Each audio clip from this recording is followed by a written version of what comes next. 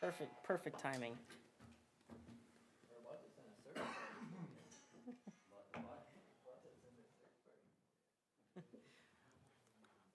All right, it is 5 p.m. We will call this committee of the whole meeting to order. If we could all rise for the Pledge of Allegiance.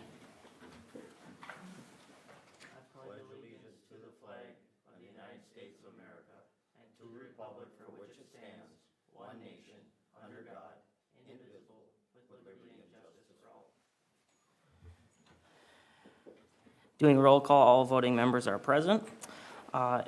We'll open up the floor for public comment. If there's any public comment tonight that is not included in a business item, you're welcome to come forward and just state your name and address for the record. Rebecca, Pam. All right, hearing no public comment, we will move on to business item E1, agenda request, Alyssa Mahoney. Ms. Wood? Good evening, Mayor and Council. We do have an agenda request from Alyssa Mahoney, and she is here present. If you can go to the podium and grab the microphone over there, and she can share what her request is for the committee's consideration.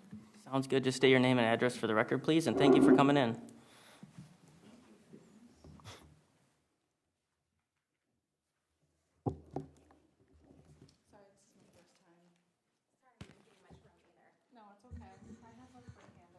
Sure.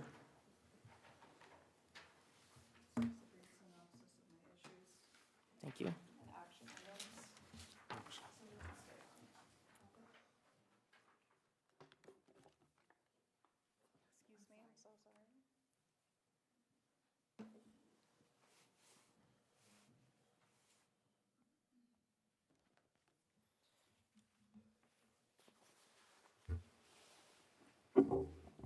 Good evening, council members and staff. My name is Alyssa Mahoney. I live at 809 Dogwood Street Southwest, and I'm here tonight to speak on behalf of my household and several neighbors regarding the recent construction, paving, and restripping on Dogwood Street, specifically between Whiskey Road and 6th Avenue. So if anyone would like to see and make sure we're on the same page. Dogwood Street has struggled with speeding for many years, and the city has long been aware of this.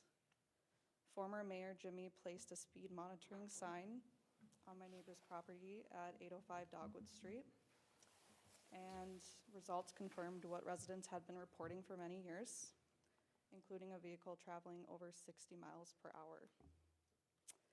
Following that test, residents were told that additional speed signage and removable speed bumps would be considered.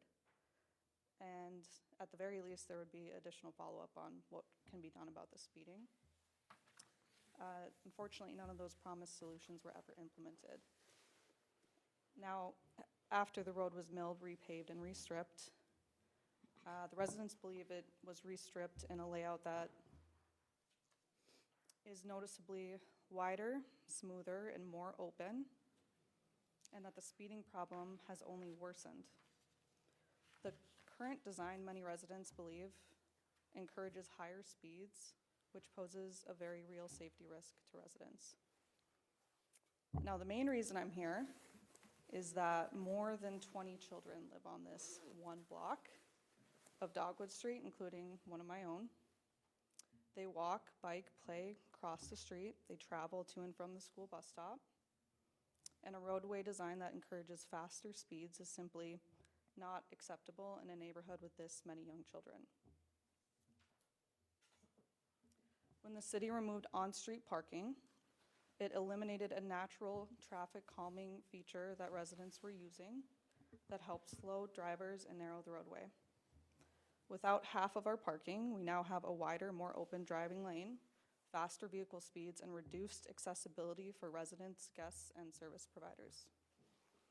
This change, many residents believe, has made Dogwood less safe, less functional, and less accessible. The second issue that I wanted to talk about today was the curb line and construction quality issues. There are multiple cases, and I can pass, this is just some images if you want to pass them around. And this is only outside my residence, but this includes the entire block. There are multiple cases of crooked, uneven, or misaligned curb lines along this project area. These issues can impact drainage, snow removal, driveway access, long-term pavement durability. I personally would love to redo my driveway next year, and we were planning on doing a fully concrete driveway, but our curb lines are no longer gonna align with the curb lines that were replaced. We did call the city, and we were told the issues would be fixed, but unfortunately, nothing was done. We did even speak with the on-site supervisor while they were repaving our road, and he did admit that the quality was not there and that the job was not done correctly, and when we asked if the issues could be fixed, he said, and I quote, "It's above my pay grade, but I'll get someone in charge to come fix it." But unfortunately, nothing happened. I don't believe that residents should be responsible for the consequences of substandard work. So my request for action today, to address both long-standing problems and new problems created by this project, I'm formally requesting that the city immediately review the existing Dogwood Street layout and associated speeding and safety risks, implement real traffic calming measures, including signage, physical features such as speed bumps or other proven solutions, reinstate on-street parking on both sides of the street by repainting the roadway, as residents deserve the right of alternate parking like Cedar and Birch, correct the misaligned and uneven curb lines, and address construction quality concerns, and finally, provide residents with a clear public timeline for review, corrective actions, and follow-up communication. We appreciate the city's investment in infrastructure improvements, but the final product must be safe, functional, and consistent with what was originally planned and promised. At present, the roadway is neither safe nor aligned with the city's commitments to residents. Now, given this history and the current situation, I did want to ask a few questions. My first question being, what specific data or study did the city use to justify removing on Dogwood Street? Mr. Cook, I believe that was something that you had brought up, was removing the parking on that. I know we had discussions on a lot of this stuff, including speeding and traffic calming and parking, and what can you add for her question on that? Yeah, so our traffic engineers from our company have a long history of research and experience with different traffic calming elements. You know, a lot of people always ask for those feedback speed signs. They have extensive research showing that those don't provide a long-term change to speed. They also have long-term experience with those speed bump situations, and as we talked, first off, this is a state aid route that wouldn't have been allowed to have a speed bump put in, at least not using state funding. Plowing would obviously be a significant problem, and they also evaluated that curb bump outs at the ends and in the middle to try and feel like it's restricted. That option was vetted out. I think it was either at open houses or during council meetings on not a preferred option.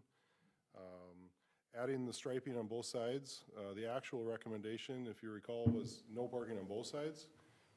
That adds safety in that there aren't cars for people to hide behind or kids to run out from behind while these cars, you know, may be driving above posted speed limits. We ended up determining there was enough room to push the through road to the north, so we allowed parking on the south side to try and balance that need for parking and resident use with, you know, with that ability to try and open up the visible space for drivers to see children. The fog lines and the narrowing of the lane is an actual identified history of generally reducing the overall speed. And so with those fog lines added, the actual lane widths, you know, are narrower than they currently were. You know, the curb line didn't move, so that's the same, you know, but we've now added these fog lines that eliminate some of that feel of how wide it is, as well as that parking lane just automatically eliminating the space of a vehicle to feel like it can drive in a lot more room. So, you know, while it sounds like, you know, the history was there was, you know, obviously high speed already. You know, I guess you noted the 60-mile-an-hour person and whatnot. You know, we could certainly have another round with the speed sensor, see if we actually have a measurable distance change, but any speed element used usually is only a 1 to 2 mile an hour reduction.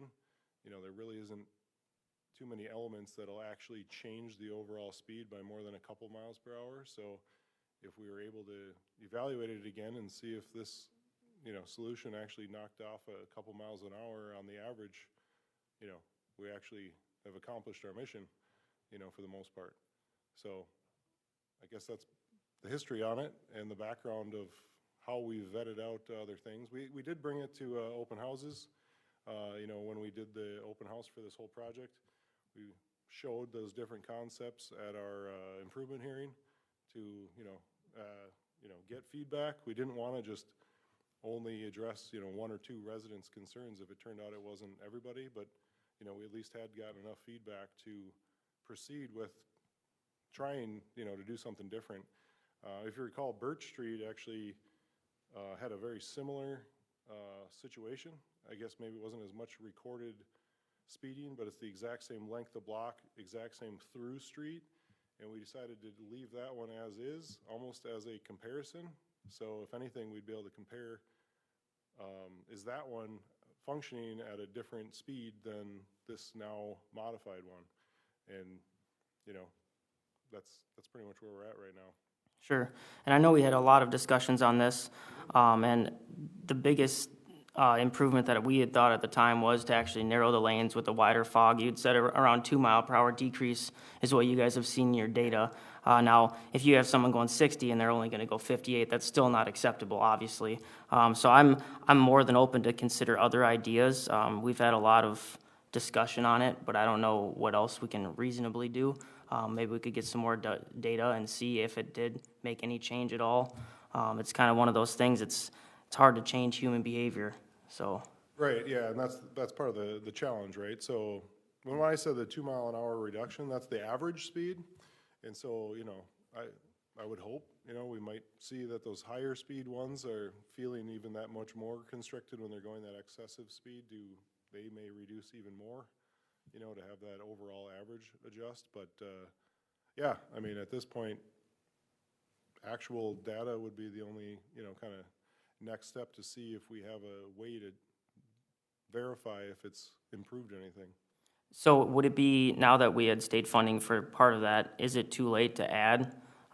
Would we get in trouble if we considered adding a stop sign or a speed bump or something Well, along? so speed bumps aren't allowed on state aid routes anyway. Okay. And I What know- about removable speed bumps?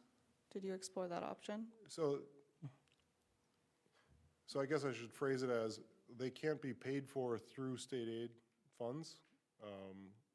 You know, whether you put in some removable ones at your cost, you know, not asking for state aid money, you know, could be done. I just, like I say, the historical data would say it's not recommended, it's not safer, and if they're being removed in the winter, it's not gonna work, you know, half of the year, so. But would it be better to have removable speed bumps where traffic is slowed for at least half of the year?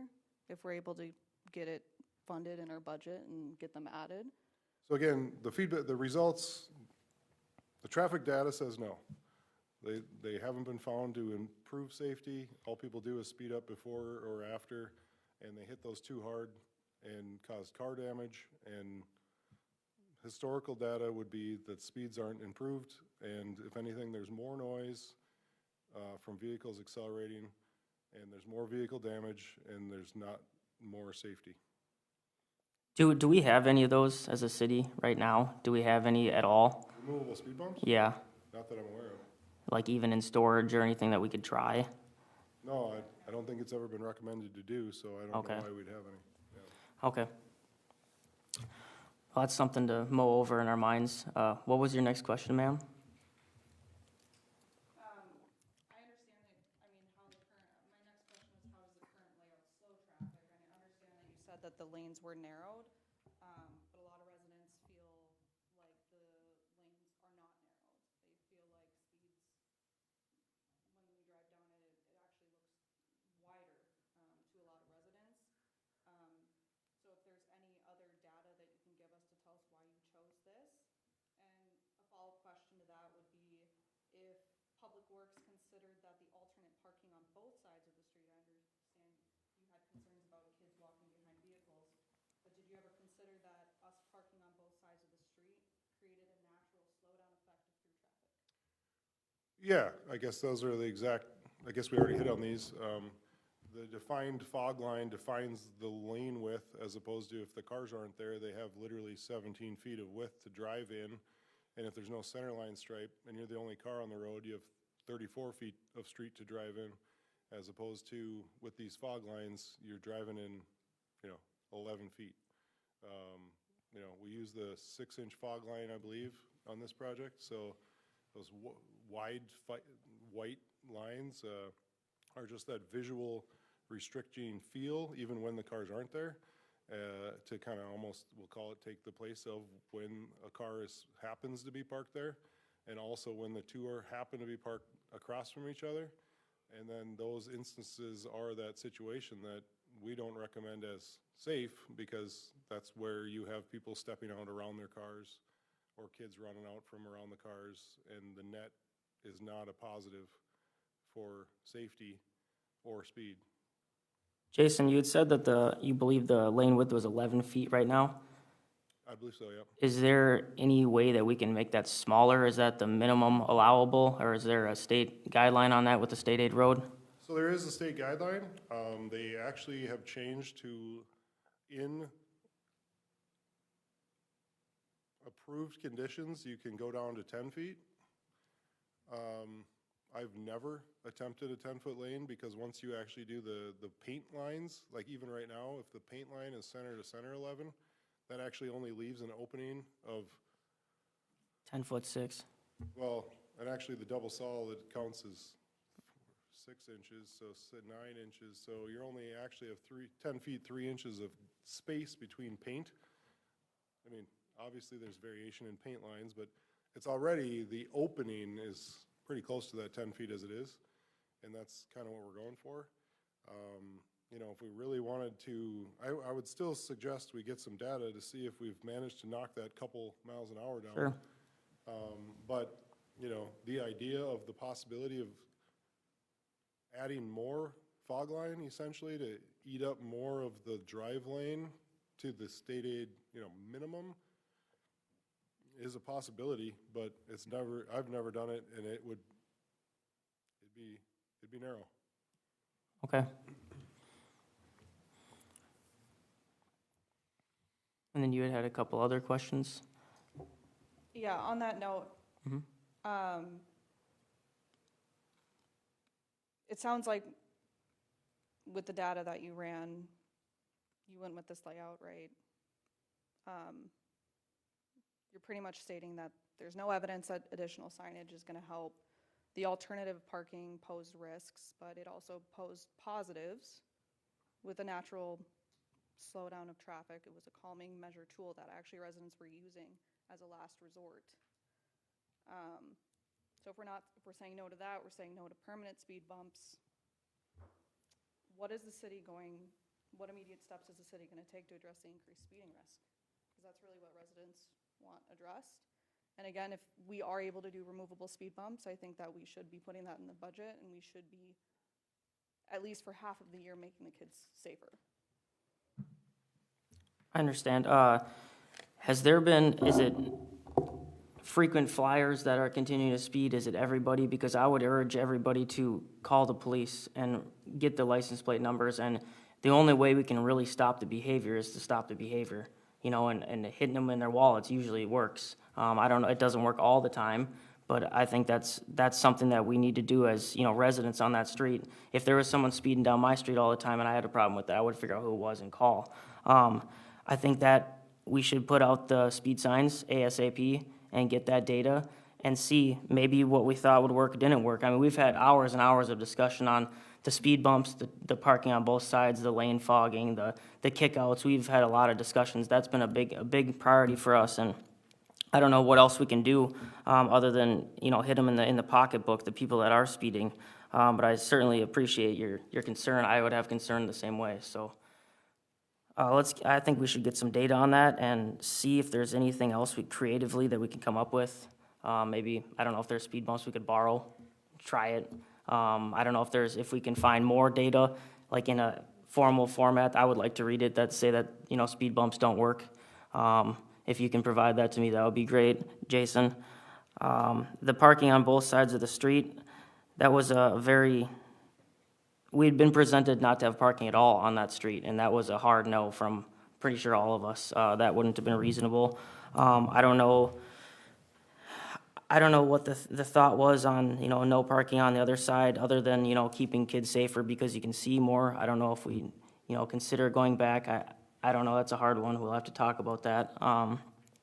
As far as the crooked curb lines and the subpar work, I would love to hear more about that. And I'll definitely mow over some of these ideas, and I think all of us will, on what to do for speeders, because it's a problem on many streets in this community. What do we do? Got to start yelling at people. So, I do feel you about the parking, but I live on a pretty busy street. I feel about that. I live on a street that's full of kids. And I'm gonna tell you what, I don't speed. Most people call me a little grandpa because I drive so slow. Those kids come darting out behind vehicles, and it makes it 10 times harder when you got vehicles on both sides. I have complained numerous times about having parking on both sides of the streets. The street isn't wide enough to have parking on both sides. Two cars can't meet when there's cars parked on both sides. Now you have kids that are throwing balls, running out in the streets. Kids don't look. I'm sorry. When I was a kid, I never looked. And hasn't changed. And to have parking on both sides of the street, I'd rather risk the chance of having only one side and risk that kid not getting hit by a car. What kid it is or not. I am not for having parking on both sides. That isn't gonna slow people down. If somebody's gonna go 80 miles an hour, they're gonna go 80 miles an hour. And I hate to say this, since COVID-19, and it's nothing against the police, but since COVID-19, when there was nobody on the roads, I drove on the road every day. I'm sure Mr. Heeman has driven on the roads throughout that. People have not changed their driving habits since then. They still drive 100 miles an hour.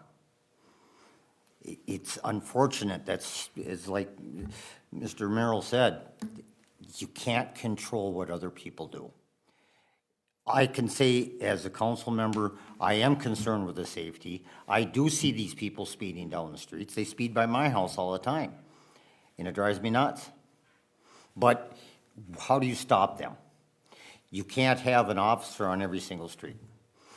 We would love to do that for you. Mm-hmm. But do you want to pay the taxes for it? I don't think any of us do. So, like Mr. Merrill said, the best option is start taking down license numbers. I will tell you this, that I have learned this the hard way. I could see somebody and I could swear they were going 80 miles an hour. They were doing 50. It's hard to judge that speed. And I've been in with officers in their squad cars when they were radaring people. And I would have swore up and down those people were doing 40 miles an hour over the speed limit. They were doing 5. It's really hard to judge that, but I don't disagree with you. People need to learn to start slowing down in residential streets. Plain and simple. How do we stop that? And I appreciate your comments, Mr. Lundin. But I think a lot of residents, specifically on this block, would disagree with you. And when we had alternate parking, it was actually slowing down traffic. And we were putting our trucks on the street, and it was making a calming feature that seems to be a lot more successful than the current layout. So I would really like to know specifically how this current layout is slowing traffic more than having alternative parking on both sides of the street. Sure. And we're busy parents. We work full-time. I work full-time. We have a bunch of kids. We got sports. We have a lot going on. You guys are super busy. That's why I made a little handout. Mm-hmm. It's not realistic for us to monitor the street 24/7 and get license plates. And we did have a speed monitoring sign out. It is actually in your records already of high speeds. So this isn't something new. This isn't a new request. This isn't new information that the city doesn't already have. It's already been proven that there's a speeding issue. So I'm asking that the council take action and that we have a follow-up meeting, so I don't take up any more time, and on what is actually gonna be done. And I would again like to understand specifically how this layout is making things better than when we were allowed to have alternate parking on the streets. I'd like to actually see that data, how it's making traffic slower than before Sure, and less dangerous than before. I just need to see that. sure. And then the speed bumps, just like you said, Luke. I need to see the report that says speed bumps are less safe or don't work at all.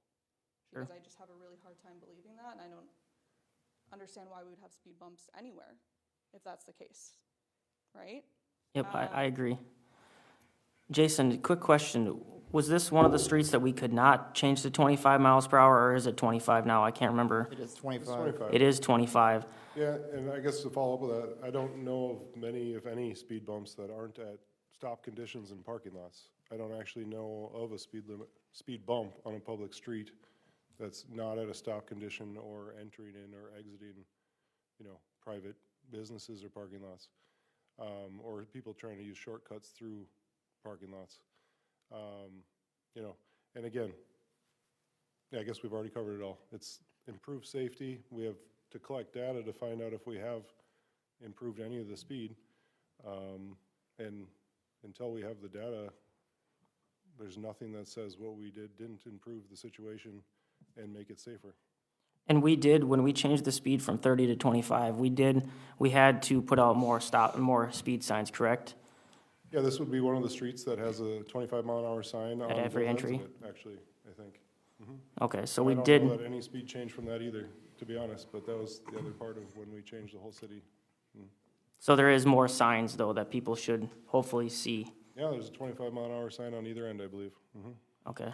Would it be appropriate to consider putting 25 miles per hour in a couple other spots on that street?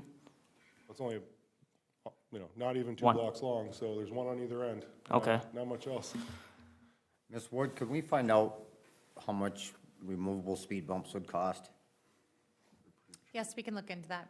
I think let's look into that, see what it's gonna cost, and if it, if it is like getting, 2 sets, let's figure out how much it's gonna cost.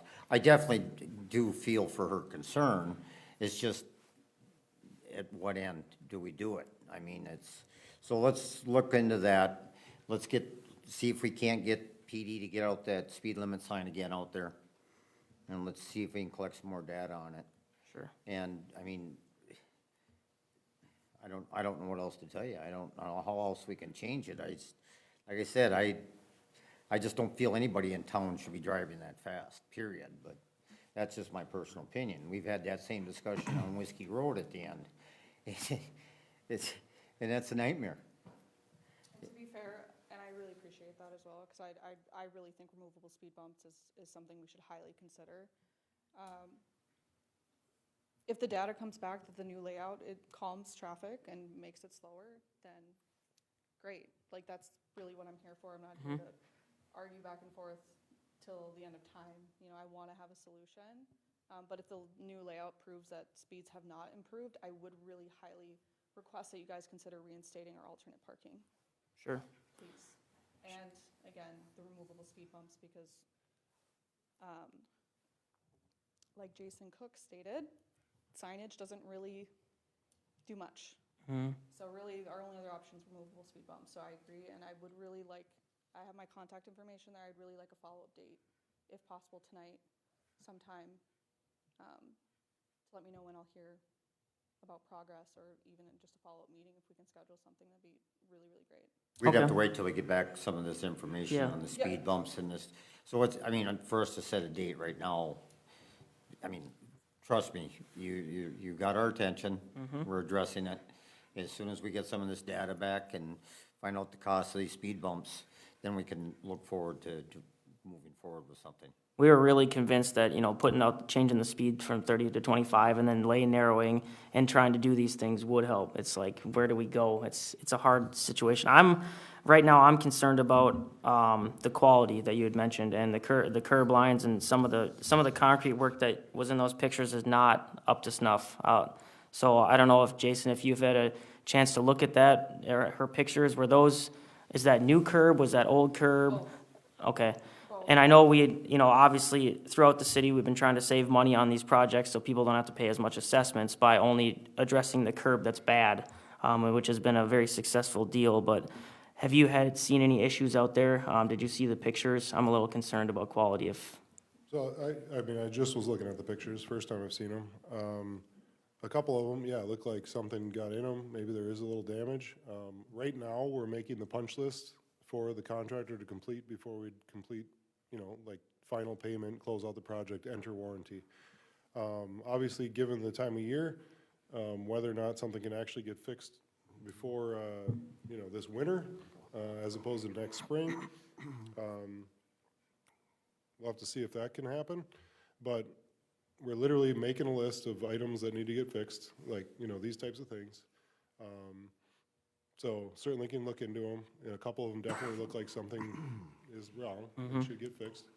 And then, yeah, by next spring, they should be able to fix up things that we've identified before we close it out. And then on top of that, we have a 2-year warranty on any of our projects.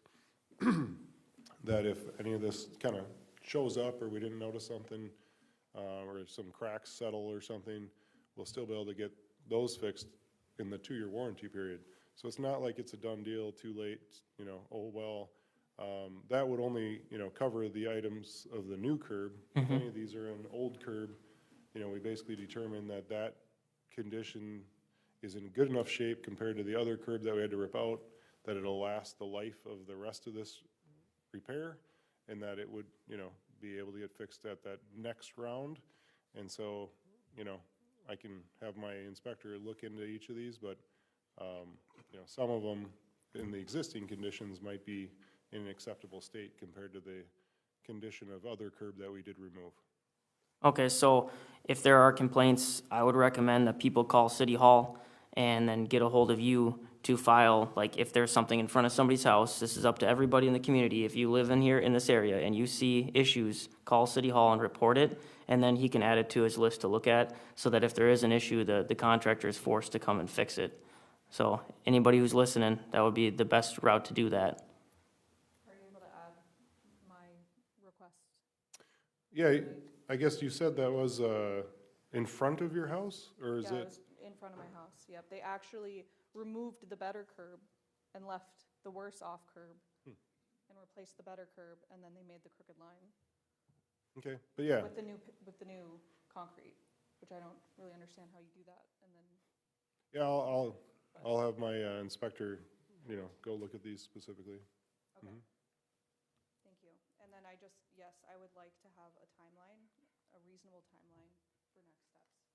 Sounds good. If I could chime in, Mayor and Council? Yeah.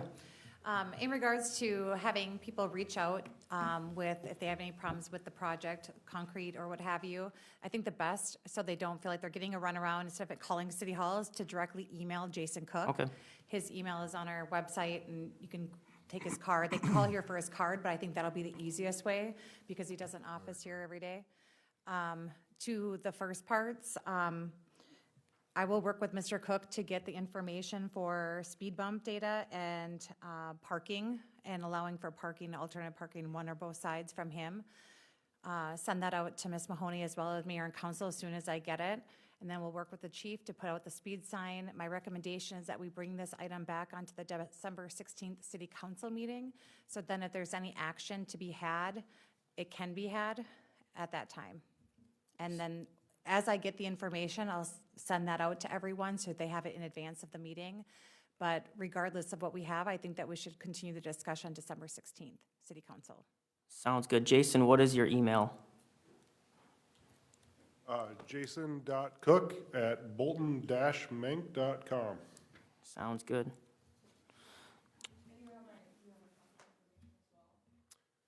Well, it's redacted in here, but I'll probably, any I have it. communication would go through the city.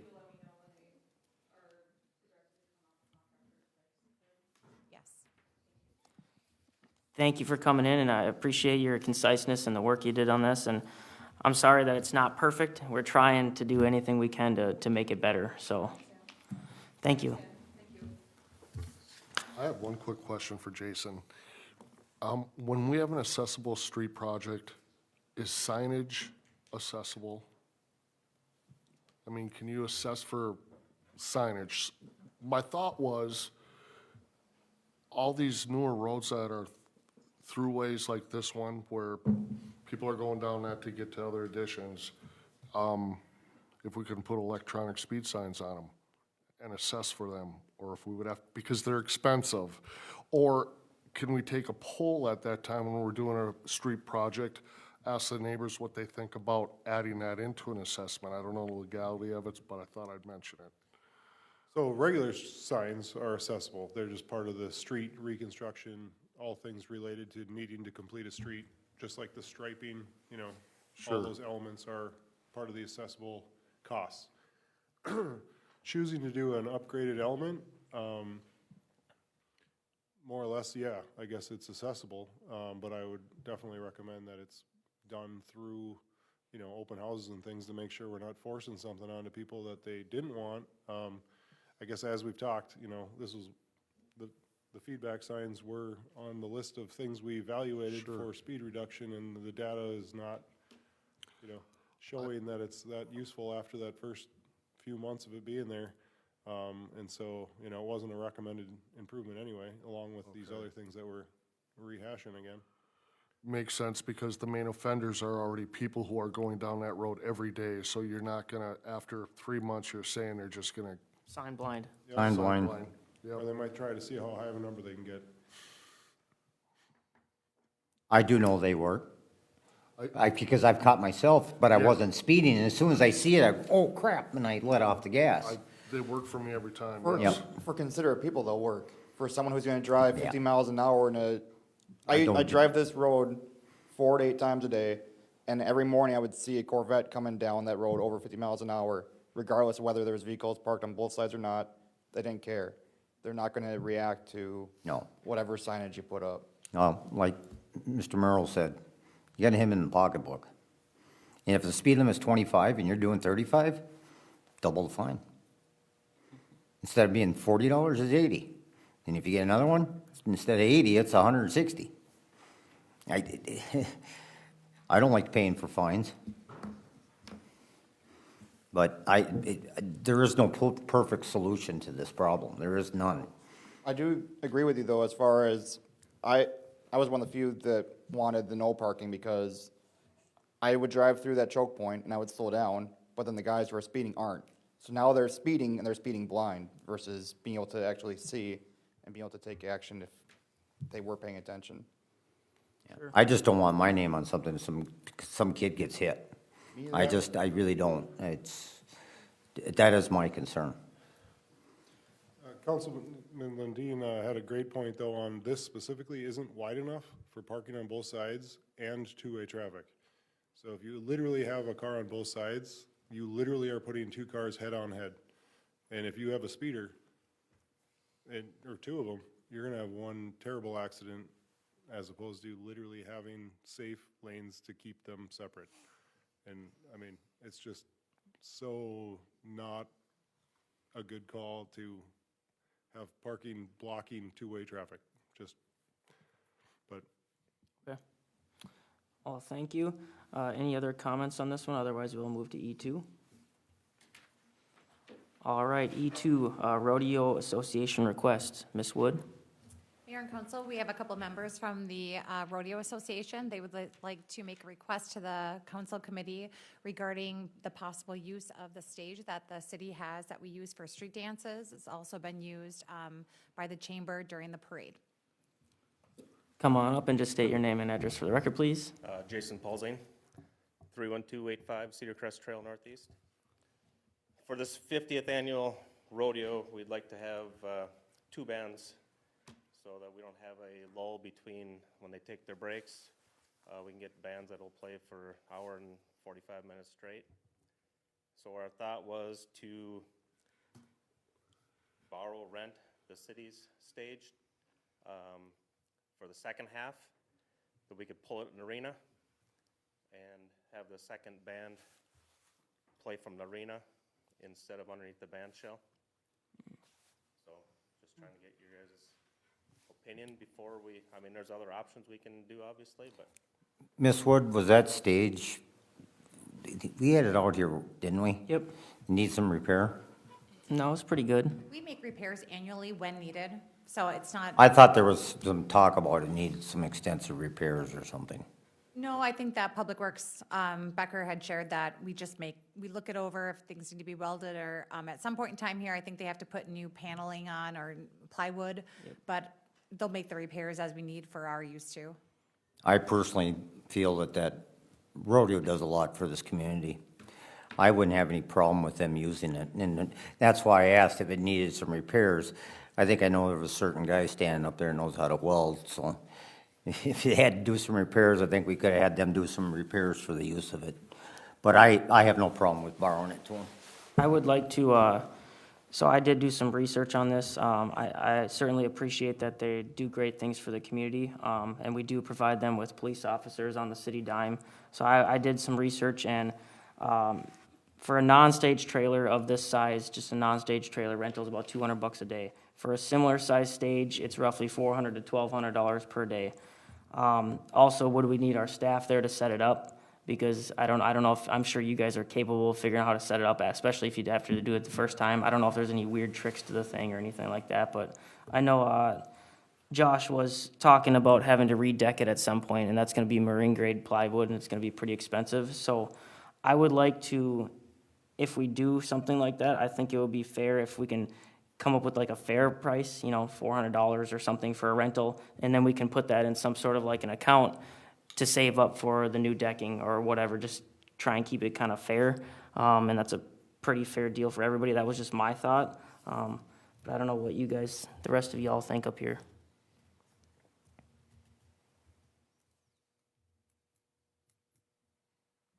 I'd say just let them borrow it. Okay? I could go either way on it. You have to remember that the rodeo association puts a lot of money back in the fire district. And it isn't just the rodeo. They put a lot of money back into it, saving all the entities involved a lot of money. That's one thing you gotta consider. You wanna start charging them for these things, next thing you know, they're not gonna start putting money back into it. And because the rodeo association is completely separate entity than the fire district. They are. So, that's the reason I say that. It's a complete different thing. They put a lot back into this community. I guess I'd say, yeah, you can use it, but if you break it, fix it. I mean, if something happens to it, I mean, that's my main concern. That would be the only thing I'd say. If something breaks, they'll fix it. And I'll be honest with you, most of those people in that department have fixed a lot of things just to get by. I know. A lot of talented people over there. Yeah, I just thought, we talked about in the last budget meeting, should we set aside money for maintenance on the trailer? So I just thought it might be a I know, fair it was opportunity. tempting, that's why I was saying I could go either way, because, yeah, we're gonna need maintenance on it, and there's no doubt. We had a long discussion the other day about it, so. But at this point, I guess, Nick? If we were to charge, I thought the stage was 20K, lasts for 20 years. We use it 3 times a year for the street dances, so if it had a 4th event, then you take that, Depreciation, it'd be $250 per an event for the 20 years. sure. It would be the most I would want to charge. I wouldn't try and get market rate or anything like that. Sure. But I'm fine with if it gets broken, fix it, or at most that, but not trying to get into the rental business. Sure. sounds like we have a consensus that, yeah, you can use it. Mayor and council, it would be my recommendation that if we do have the consensus, that we have them make it as part of the request for their special event permit, that they do for that event anyways, and we would include language in there about utilizing the stage, if they can get it. I'm fully confident that they can put it up by themselves and not take any public works time. And if anything was damaged, they'd have to repair it to to the standard that it was at. We'll include that in the resolution. And I'm sure they have some way of coming to get it from Public Works even, so that Public Works will have to deal with it. Yep. And just for public record, I wouldn't say that this would be normal for an event within the city, but because this is something that the council has already deemed that the rodeo is an asset to the city, and we have a relationship with them, as we do, as was noted, have some of that included within our budget. This would be just for their organization, not to be a new standard that we're allowing other organizations, correct? Correct. Absolutely. Thank you. Yep. Thanks for clarifying that. All righty, well, that sounds like a consensus. Thank you, guys. Thank you for everything you do for the community.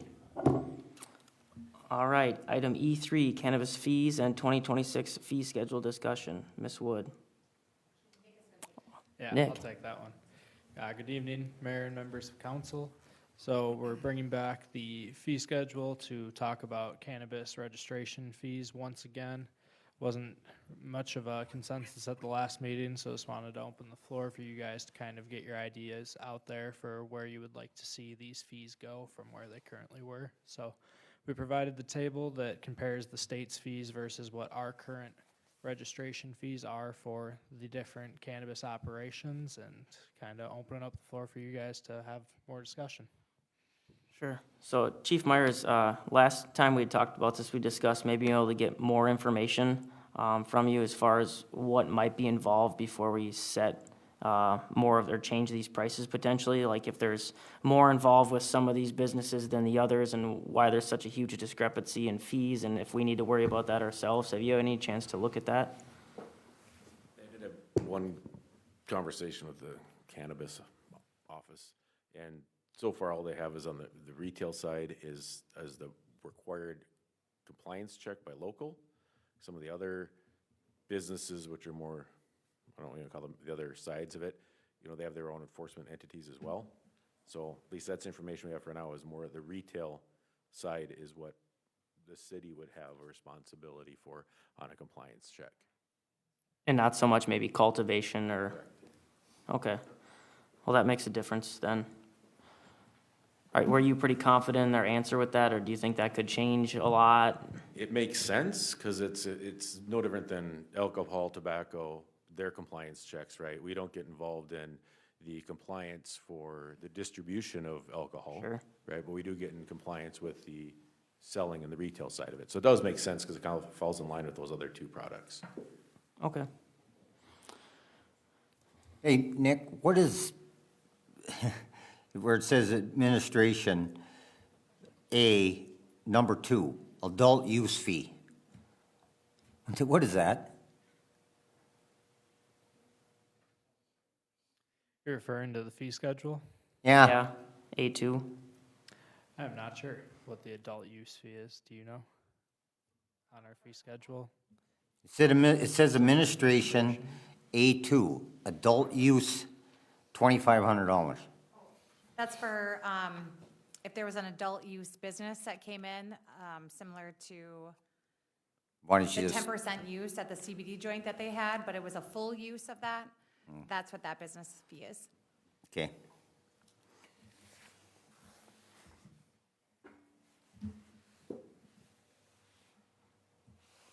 Ms. Wood, did you, or Nick, have you guys had a chance? I was told by a very responsible business owner that there's a potential for a 3% tax for the city to implement. You know, since the state had taken away the tax benefit from this, from the cities, now we're sitting, holding the bag where we have to pay for certain things that wasn't covered by the 1.5% or 1% that the state was gonna give us. Have you had a chance to look into that? Is that something that can be considered, or is it up to 3%? Could we consider the 1%? Is that? Yeah, so I did look into that. I have a question out to the Department of Revenue about if that tax is available. It's referenced in some articles, but it was difficult to find anything on the state site referencing it, so could have been one of those things that was brought up in theory and maybe didn't necessarily get implemented yet. So I do have a question out to them. Hopefully I'll hear back in the next few days here from them to kind of clarify if we are able to have that additional tax and what steps we'd have to go through to kind of implement it. Okay. As far as the compliance checks, Travis, was that did they give you any time schedule on that? Is that once a month, once a year? Okay, so it's not that huge of a deal. Half an hour, maybe, of time. Yeah, like I said, it'd be two persons. Sure. Depending on, I mean, it could be as quick as, I'm guessing, your 10 minutes plus maybe 20 minutes per. Could be more, but generically, half hour at each one would be excessive. But you have your 3-hour minimum, correct, for officer pay. So in theory, whether you have 1 or 5, it's probably gonna cost the city the same Okay. for the year, right? If it's 1 or if it's 5.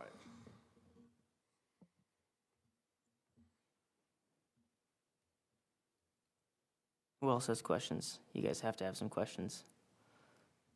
Or feedback, ideas. I'm still holding strong on my last thought on this, and that is to max out all the fees as high as we can get them. Only because we lost that Which ones are tax not? revenue that we were gonna receive. Which ones are not? That's what I was trying to figure out, is which ones are not, but I got knocked offline. Nick probably has a better. Most of them are not. It looks Yeah, like I would say what we're capped at is 50% of the state fee. So just running down that list, it is most of them that we're well under 50% for our current registration or renewal fee there. My idea was, can we just tie this to state statute and just say, they've changed a lot of things with this as they go. They seem to make up new rules. Can we just say that our initial fee and our renewal fee will be set at the state allotted limit? And then that way, if we don't have to come back and change our ordinances every month or 2 months as they change their own, is that something that we could just have in our language? We can, but my concern would be that every interested person that comes in, staff has to look up statute every time. Because Okay. we don't necessarily, I'd like to say that we're on top of all the statute changes, but we're not. Sometimes we don't find out on the day that they pass, and we could be incorrect. Sure. I'd say leave it as is. I think that's what we can do. I don't disagree with you on that revenue that we lost, but what are you gonna do? I mean, as that changes, that will change that. If the state changes what the renewal fee is, that's gonna change that. But if it's set in our code as set at $500 and the state all of a sudden bumps theirs up to 5,000, we'd have to come back and we'd have to change our ordinance to comply with that if we wanted to. We could take it out, whichever is less. Remove the 500, leave it at 50%. That's always gonna follow the state statute on that. Right. Remove the 500 and remove the, whichever is less. Travis? But then Ms. Wood, what she just said is we'd have to look up what it would be for application fee for a cannabis cultivator, say if they changed it,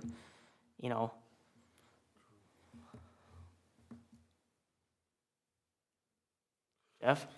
Travis, looking at these fees, do you think, with the fees that we'll be receiving, do you think it would cover your costs for enforcement?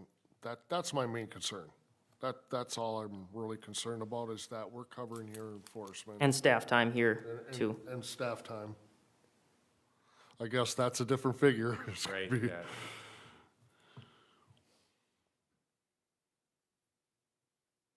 Ms. Wood or Stephanie, did you guys have any thoughts about these fees as far as, have you had, cannabis cultivators, if they've come to approach us, is there significantly amount of more work for that than there is for just a dispensary?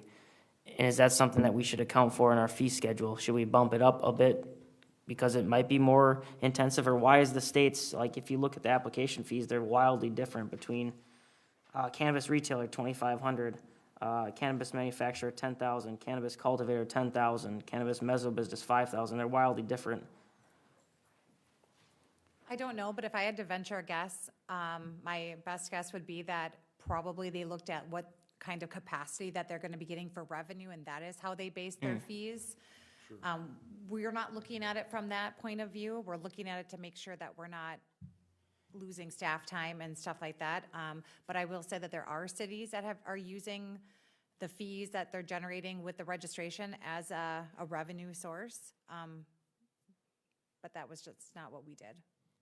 And Councilmember here, and just looking at that, if we have, like, again, it depends on how many we have, right? So let's just say there's two at that $500 mark. I would say that $1,000 is definitely gonna cover ours. I don't know what the clerk has into that, but it would, We do half have- of that would. We do have 3 people that have to review it from the administrative side. It's the clerk, starts the process, and then it gets reviewed by Ms. Hillesheim and also our associate planner to check every box to make sure that they in fact can go there with zoning regulations. But then again, that's no different with any business coming in to make sure they can fit in that zoning regulations That- either. That's similar to what we do with Yeah. permitted, although there are a few other things when it comes to like odor and different instances like that, that might come into play, but yeah, it's like similar to other permits we do. I would say that we do require for more, like, for instance, a restaurant, we require a conditional use permit, even though it's allowed, so it's not, it's conditionally allowed. And so that's a longer process, but we also add a fee onto that. And so we are doing basically that process for these businesses without tying that higher zoning fee onto it. Yeah, $375 usually. 75. So just considering that. So it does take substantial amount of staff time sometimes to figure out just making sure it's that use in that specific place, more than you would think. It seems like it'd be easier sometimes than it is. Nick? I do like the idea of tying it to state statute, but I don't understand the issue with the language that's being proposed, because currently it says that it's referencing like cannabis registration, $500 or 50% of state annual license fee, whichever is less, as worded currently, would require research to figure out what the current, That's not in all instances, that is in some, because we can't go higher. That's. It's the capping state it does at not- 500. The state does not allow us to go charge more than 50% of what they charge. So we can go up to that threshold, but we can't go over that. But regardless, if we do say that we're gonna be at 50%, that's our fee of registration that we're gonna do. Every single time when we get asked a question, when they send in a permit or a registration application, we're gonna need to verify. how many permit applications are we getting? I can't give you that number, and our clerk is not here this evening, but I will tell you she's getting a lot of phone calls. And when they ask the price of registration, which happens almost on every phone call, she would have to look it up. I would say, just from my perspective, Mr. Haas and I both get multiple calls a week, as does Ms. Strand. So it's a constant thing that we're discussing, directing people to fees, zoning, and going through the registration process. So this week it's been daily already. Would the, I get some would the too. response be the state maximum not be sufficient for answering their question, though? Typically, we have to still say a fee. If we were to say that, if they say, what is your registration cost for a cultivator registration? If we gave the answer, 50% of the state statute maximum, that doesn't tell them anything. I think they're still gonna wanna know the number. So what if we were to hypothetically set it at the state maximum, and then every year we have to, as a council, just renew it or review it to make sure it hasn't changed? I think that is a good idea, and we do that anyways. Every year, we bring chapter 160 forward, and we will just make that part of our review from staff's perspective, that we're making a recommendation if something's changed. That would be what I would like to do. I would also mention that we do have to have that fee stated specifically on the permit application. So we are required to keep that up to date at all times, because people are applying that way and they check the box for that specific fee, and then we're tailoring it up to invoice them. Okay. Nick, what was your thought? Did you have let's get a consensus here, maybe? If we're gonna review it every year, if something happens mid-year, I guess, then it can be brought to council. I'm sure you'll probably be aware of it. Right. George, what do you think? I like your idea. Steve? Yeah, fine. Jeff? All right. Well, that's the plan then. If that sounds okay, the state allotted maximum, what is it, 50%? And there was something in here about $1,000. maybe come back and figure out what we can do, Well, set the yeah, numbers So in. what I'm hearing you say is the consensus of the committee is to make the fees as high as we can make them for each of the license types, is that correct? Yeah, And just so you're aware, this will come back for review, and we do have to post our ordinance change of Chapter 160 fees. And so this likely will not get adopted into city code and be enforced until January, the first meeting in January.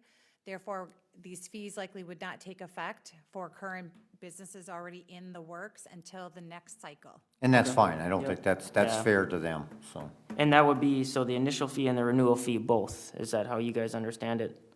That's, okay. Yep. All right, that sounds good. Can we get E4 done? Thank you. It's 6 o'clock, so, I have more fees, so we can't. okay, sounds good. So I will entertain a motion to go into recess. Motion to go into recess. Second. Motion by Councilmember Lundin, second by Councilmember Heeman. All in favor to go into recess, say aye. Aye. Any opposed? Motion carries 5-0. We are in recess, and we will start planning commission now.